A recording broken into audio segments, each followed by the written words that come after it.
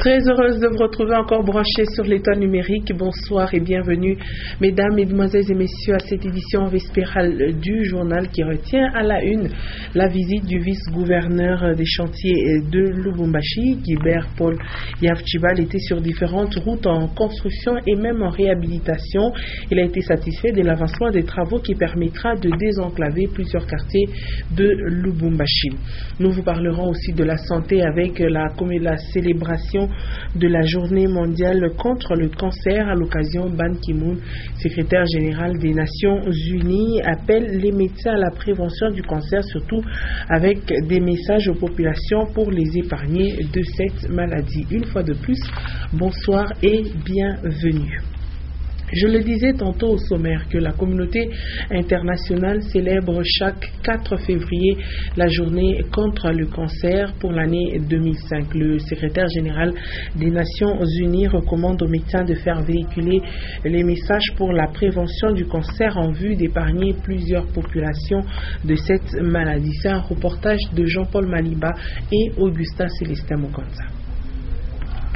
La lutte contre le cancer sous ses multiples formes par le dépistage est la recommandation de l'Organisation mondiale de la santé à l'occasion de la célébration chaque 4 février de la journée mondiale contre le cancer. Le cancer, c'est donc une pathologie ou l'ensemble des maladies qui sont issues d'une multiplication désordonnée des cellules, et cela peut concerner un tissu ou soit un organe donné. En dehors du cancer de sein et du prostate, il existe aussi d'autres formes du cancer provoquées par le développement anormal des cellules. Nous avons plusieurs causes qui sont à la base de la provocation du cancer. Alors, c'est notamment par exemple l'alcool. À partir du moment où vous prenez l'alcool d'une manière un peu abusive, cela peut entraîner le cancer. Et ça peut être un cancer du foie, et ainsi de suite. À part l'alcool, il y a notamment le tabac par exemple. Pour ceux-là qui fument un peu trop, la mère du traitement pour ce qui est du cancer, c'est la prévention. Donc, il faut d'abord procéder par la prévention que d'attendre guérir une maladie évolutive. Donc, il faut commencer par prévenir. Selon l'Organisation mondiale de la santé, le cancer tue au même degré que le sida en Afrique. La prévention reste l'outil important pour protéger les populations de cette maladie. Faire la ronde des chantiers et en savoir plus sur leur évolution, c'est l'objectif de la descente sur les terrains du vice-gouverneur de province ce mercredi. Guibert Paul Yavchibal était tour à tour sur l'avenue des Honorables à Kashamata, sur la route Kipushi au quartier industriel et sur le boulevard Moussiri. Suivez ce reportage de Edouard Kankou et Stéphane Chissot. Accompagné du ministre provincial des infrastructures et du directeur provincial de l'OVD, le vice-gouverneur de province, Guibert Paul Yavchibal, a inspecté les travaux sur différents chantiers éparpillés à travers la ville de Lubumbashi. D'abord sur l'avenue des Honorables à hauteur du village Kashamata sur la route Kasumbalesa. Ici, l'office de voirie et drainage a amorcé l'asphaltage. Cette route va déboucher sur l'avenue Salongo dans la commune de Katouba. Ensuite, la délégation du vice-gouverneur s'est rendue sur la route Kipushi, où les ouvriers de Crête Neuf procèdent au marquage du sol avec la peinture industrielle. Guibert Paul Yavchibal a inspecté aussi les travaux de construction du nouveau pont à 2 voies au niveau de Penga Penga. Il a surtout apprécié la qualité des pieds du pont en construction. Un autre pont qui a attiré l'attention de l'autorité provinciale, c'est celui jeté sur la rivière Kaloubé avec KCB comme maître de l'ouvrage. Une fois les travaux terminés, la liaison entre les quartiers Baudin et Kaloubé sera possible. Au quartier industriel, une couche de fondation est déjà coulée sur l'avenue Munguzi et sur le Vongi, les travaux d'imprégnation sont en cours. Toujours avec l'OVD et sur financement du gouvernement provincial du Katanga. L'évolution de ces chantiers en cette période pluvieuse traduit la volonté du gouvernement provincial du Katanga de s'inscrire dans la révolution de la modernité. Après avoir visité tous les chantiers, après également avoir reçu des explications sur l'avancement des travaux, le vice-gouverneur de province a donné donc ses impressions au micro de nos reporters. Il a également souligné que l'objectif principal est de décongestionner et surtout de désenclaver plusieurs quartiers de Lubumbashi. Suivez. L'impression, ça laissé pour rendre compte que rien ne s'est arrêté pour faire les sa programmée. avec le gouverneur de l'OVD, on visite un peu les chantiers qui sont en cours et on n'a pas terminé. Je vois que la semaine prochaine, on pourra encore continuer avec le chantier qu'on n'a pas pu visiter aujourd'hui. On a une bonne impression que nous sommes vraiment, le Katanga est dans le chemin de la révolution de la modernité. Imaginez-vous des routes d'avenue comme celle-ci, ça décongestionne totalement. Donc cette circulation, vous voyez, si vous la voyez un peu partout dans la ville, imaginez-vous si ces routes n'existaient pas. Vous avez vu du côté de quartier industriel, tout est en train d'être asphalté, c'est une très bonne chose. Je crois que l'impression est vraiment très bonne. Et nous espérons continuer encore la semaine prochaine avec d'autres chantiers que nous n'avons pas pu visiter. Autre chose à présent, la mairie de Lubumbashi a récemment pris certaines mesures pour sécuriser les motards et même la population. C'est notamment ne pas fréquenter les grandes artères et le centre-ville de Lubumbashi, une mesure qui n'est pas du tout respectée. Les motards prétextant passer par le centre-ville et les grandes routes pour se rendre dans la périphérie, argument vrai mais qui expose les vies humaines, surtout que le code routier n'est pas bien maîtrisé par ces derniers, nous dit Linda Lukalou sur ces images de Félix Kalombo. La mesure concerne le centre-ville de Lubumbashi et les grandes artères, c'est-à-dire les axes assez fréquentés par les véhicules. Décision prise par la mairie de Lubumbashi et qui vise l'assainissement de la ville et surtout protéger les vies des populations au risque d'accident. Les motards en sont conscients, mais la difficulté pour eux, c'est justement les routes à emprunter pour se rendre dans les quartiers périphériques. Par exemple, si hapa Carrefour, kama mtu anatafuta kwenda kuotea Machibisho, tunapata kulela Bananda, tunafika hapa Katabuko, tunanyoloka hivi, tunafungilia kutongo ya guvernora, ndio tunatoka barabara ya kwenda Machibisho, tunapeleka mtu. Une autre mesure prise pour leur sécurité, c'est celle d'arrêter le transport dès 20 heures. Mais il arrive qu'il y ait des jours où la demande est forte, ce qui leur vaut des arrestations. Avant qu'il soit 20 heures, moi directement basha kuingia beko na bamba ba motar. Ile siku ya machi samedi. Bantu walikuwa na mafurahi hapa beko na furahi juu ya machi kulikanye.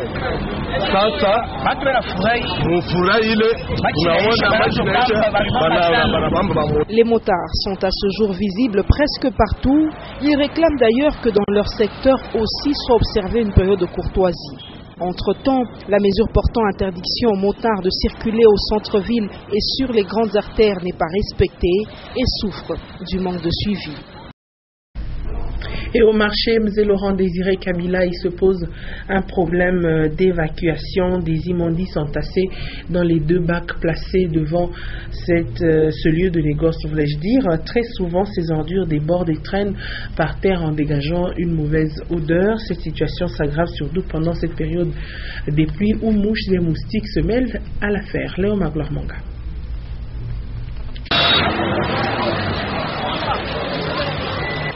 Cela fait maintenant plusieurs jours que les 2 gros bacs à ordures placés devant le marché Mzee Laurent Désiré Kabila ont débordé. Les immondices gisent sur la chaussée, trempés dans l'eau de pluie. L'odeur qui s'y dégage est nauséabonde et non loin de là, les vendeurs écoulent tranquillement leurs marchandises. Problème ya hii mabuchafu. Bantu ba musoko njoo na maelezo. Anaweza kutoka na buchafu ule akweka mubagi. Anabeba ile buchafu anaweka chini. Utamuonesha tao mnyase meshweke bagi kwa hapa aseme yo bakuzola beko wako. Kama inayala hivi ndio motoka inakuya inabeba inaenda kisha inatuacha kia vide kile kia vide tena banapakisha. Interrogé, l'un des responsables qui s'occupe de la salubrité au sein du marché Mzee Laurent Désiré Kabila a quant à lui jeté la balle dans le camp du département qui gère le camion évacuateur de ces ordures. Sasa mnafikia vile buchafu ni motoka inakaa kwa kutosha. Souvent apekaleke buchafu zaidi pale. Dans l'entretemps, le risque d'attraper les maladies reste permanent au devant du marché le plus prestigieux de la ville de Lubumbashi. Cette année, les habitants du quartier Chamalale auront un nouveau marché dans la concession de l'église catholique. Ce projet de l'église a été présenté au maire par l'abbé Richard Kazadi. Maurice Mazel nous en parle.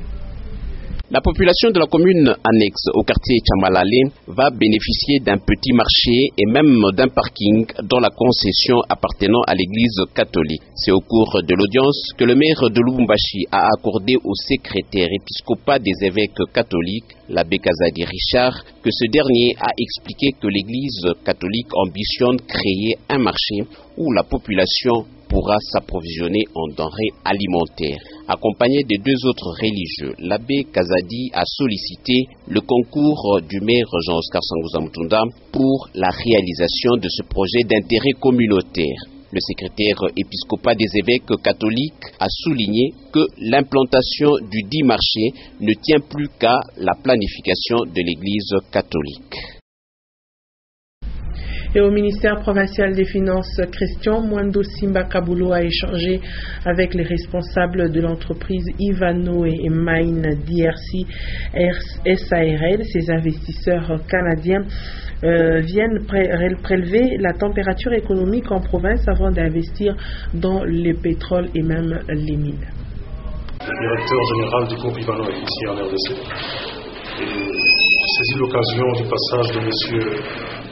Dave Mignon et M. Jean-Paul Tété qui sont dans notre capitale, qui préfèrent ici, pour venir d'abord saluer son excellence le ministre des Finances et de l'économie, mais également les présenter. Parce que M. Dave, à mes côtés ici, est en prospection pour voir comment investir aussi et joindre le train qui a déjà quitté la gare, si vous parlez ainsi, pour investir aussi dans cette partie du pays. Voilà pourquoi nous sommes là. Mon nom est Dave Guérin, je suis chairman de notre groupe. Donc, je suis de passage ici pendant 3 jours pour visiter votre beau pays, en espérant pouvoir trouver les possibilités de pouvoir évoluer dans la province du Katanga. Et puis, je dois vous dire que j'ai été très bien reçu par son Excellence, le ministre des Finances. On a eu des échanges très cordiaux, des échanges qui me permettent de croire qu'on peut travailler en partenariat avec la province. Ce que j'ai entendu ici aujourd'hui, je peux vous dire que c'est très cordial et pour moi, l'investisseur étranger, on parle de conditions très gagnantes pour l'investissement. Et vous le savez peut-être, au cours du dernier sommet de l'Union africaine, les chefs d'État africains ont apprécié et même approuvé l'idée de leur homologue kényan sur la création d'une cour pénale africaine. Pour certains analystes, la proposition n'est pas du tout mauvaise, mais il sera difficile de se concrétiser car celles déjà existantes connaissent des difficultés pour le fonctionnement. Célestin Muganza nous en parle. Une cour pénale pour l'Afrique, la proposition des chefs d'État africains est une astuce pour l'Afrique d'éviter la Cour pénale internationale. Je ne pense pas qu'elle sera tout à fait indépendante pour juger même les chefs d'État africains qui commettraient les crimes de la compétence que cette cour aura. Si elle est créée, évidemment. Je ne pense pas. Ils veulent la créer pour avoir une main mise sur cette cour et que certains chefs d'État puissent jouir de l'impunité. Après avoir commis des crimes internationaux. Alors que devant la CPI, ils ne peuvent pas jouir de l'impunité. Voilà au moins l'indépendance. C'est ce que nous recherchons. Il faut qu'il y ait une cour indépendante qui puisse être capable de poursuivre n'importe qui, n'importe quel citoyen, quel chef d'État soit-il, qui commet des crimes internationaux. Selon les analyses, il se posera alors un problème de financement et surtout de la crédibilité de cette cour. Mais comment voulez-vous aujourd'hui, pendant que ce qui existe ne fonctionne pas normalement, faute de moyens, on veut créer une autre cour africaine, cour pénale africaine? Est-ce qu'il y aura des moyens pour la création de cette cour? Est-ce que les États vont contribuer? Beaucoup d'Africains estiment que la CPI traite avec partialité les questions liées à la justice internationale. D'autres pensent que son rôle favorise la démocratie et le respect des droits de l'homme. Et avant de clore ce journal, cette note moins gaie, décédé il y a quelques jours à l'âge de 84 ans, Monseigneur Kabwe Kaleza, visionnaire de la 45e communauté et probable, ça a été porté en terre hier mardi, avant l'inhumation et un grand culte d'action de grâce initié par le pasteur Daniel Ngoyi Mulunda a eu à la nouvelle église méthodiste. C'était en présence de plusieurs autres chrétiens venus de partout. Les temps forts de ces obsèques avec Léon Magloire Monga et Michel Olila. Durant ce culte d'adieu, on a aussi noté la présence des membres du corps du Christ, parmi lesquels le révérend pasteur Daniel Ngoï Mulunda et plusieurs autres hommes de Dieu venus de toutes parts. Et beaucoup de témoignages sur l'illustre disparu ont été donnés. Monseigneur Kabwe Kaleza, qui a livré toute sa vie au service de l'Église, qu'il a servi fidèlement jusqu'à l'âge de 84 ans. Le vice-gouverneur de province, Guibert Poliavtibal, a été là pour représenter le gouvernement provincial du Katanga. Après le culte, le cortège funèbre a fait la ronde des différentes paroisses des Proba Seba et les écoles implantées par Monseigneur Kabwe Kaleza de son vivant. Chacun a dit ses adieux au patriarche et surtout merci pour l'œuvre du salut qu'il a initiée sur cette terre des hommes. Avant la mise en terre du cercueil dans l'enceinte de l'université des Proba Seba sur l'avenue Sendwe, la chancellerie des ordres nationaux a élevé Monseigneur Kabwe Kaleza au rang des dignitaires d'État pour des loyaux services rendus à la nation congolaise. Chant d'action de grâce et de louange entonné, le cercueil de l'homme de Dieu s'enfonce dans la tombe pour l'éternité. Et puis le début des demi-finales de la 30e édition de la Coupe d'Afrique des Nations débute ce soir à 21h. La République démocratique du Congo va affronter la Côte d'Ivoire. Une rencontre à ne pas manquer sur nos antennes. Ce sera à 21h. C'est la fin de cette édition du journal. Merci mesdames et messieurs de nous avoir suivis. Le prochain rendez-vous à 23h avec Lumière Moussaou. Moi je vous retrouve demain à 17h30 et 19h. Ça sera avec ce même et réel plaisir. Bonne suite de nos programmes.